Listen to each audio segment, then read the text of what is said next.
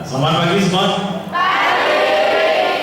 Salam sejahtera buat kita semua. Alhamdulillah alamin. Tentu puji syukur kehadirat Allah Tuhan Yang Maha Kuasa. Mudah-mudahan kita semua sehat, diberikan kebaikan, lancar urusan, mudah rezeki, lunas hutang keluarga,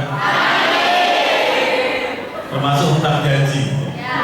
Mudah-mudahan aktivitas self-selling hari ini bisa memberi kekuatan seperti ikatan cinta, bukan layanan putus.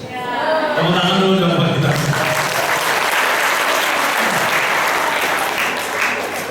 Direktur yang saya muliakan, Bu Dini, terima kasih. Bu Fariza, Wakil Direktur 3, Coach yang luar biasa, Bunda Cinta, dan kakak-kakak semua yang luar biasa.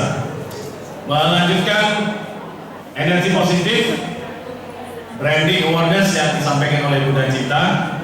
Boleh panggil Pak Erik, boleh panggil Coach Erik ya. Kalau dengar radio Republik Indonesia jam 9 pagi, 12 siang, 6 sore, 9 malam ada acara inspirasi hari ini bersama Erik Edi Saputra. Itu suara saya. Sudah lebih dari 10 tahun misi acara inspirasi di RRI dan tidak dibayar. Kalau perusahaan itu punya namanya CSR, Corporate Social Responsibility, maka kita sebagai orang pribadi harus punya namanya PSR, Personal Social Responsibility. Jadi tanggung jawab care kita sama sosial itu apa? Terima kasih. Ini saya isi di Poltekkes ya, bukan di UAD ya.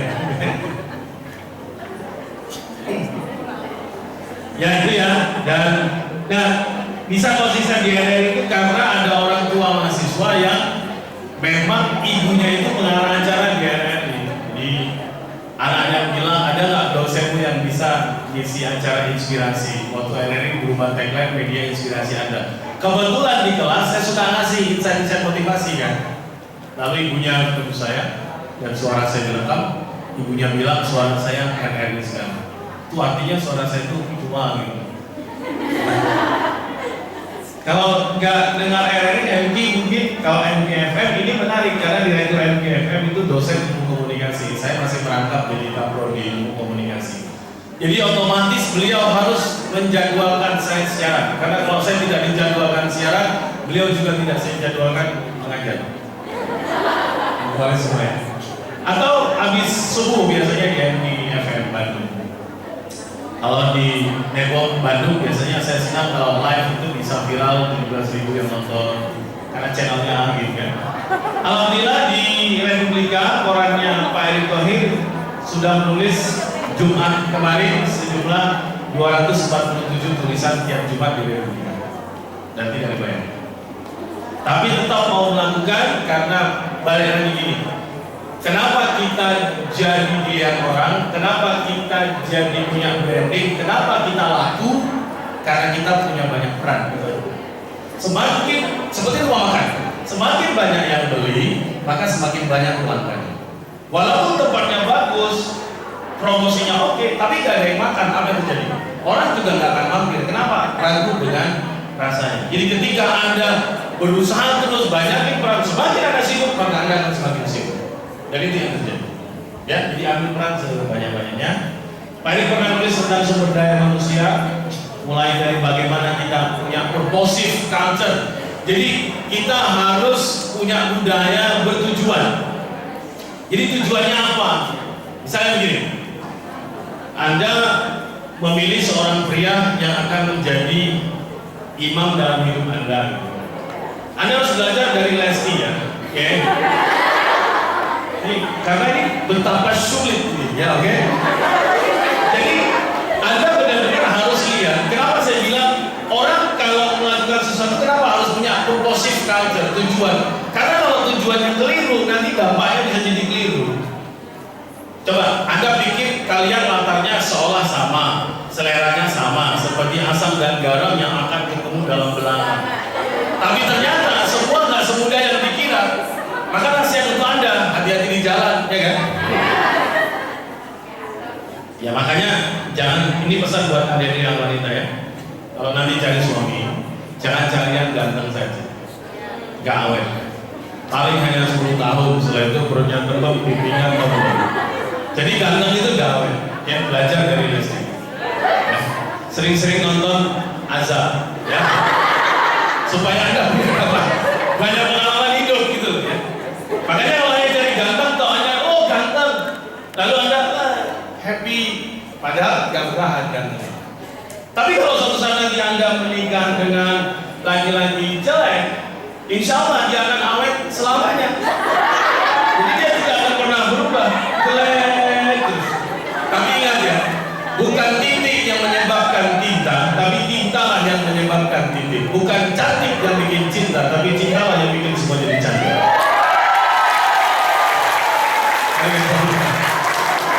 Jadi ada punya proporsi. Oke guys. Yang kedua, ketika Anda bangun budaya, aktivitas, teamwork, kerja, Anda harus punya yang namanya enjoy culture. Jadi orang itu harus santai, relax. Karena dengan cara relax, kita akan punya banyak ide baru.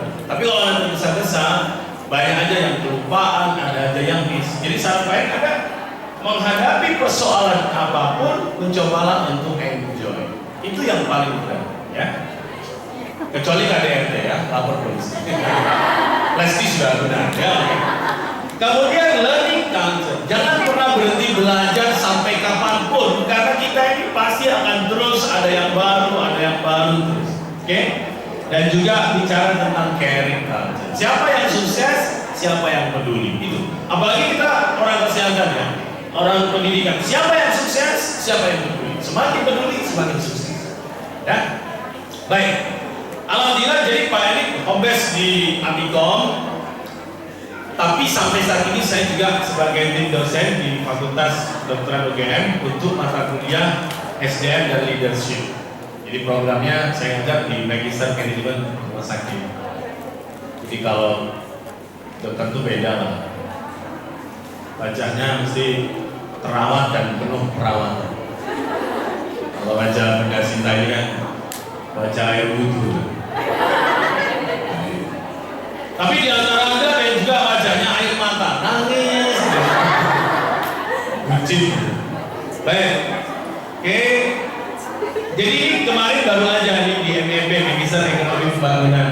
Jadi saya kalau di Fakultas Ekonomika dan Bisnis di UGM saya lebih isi yang soft skill. Kemarin program MEP.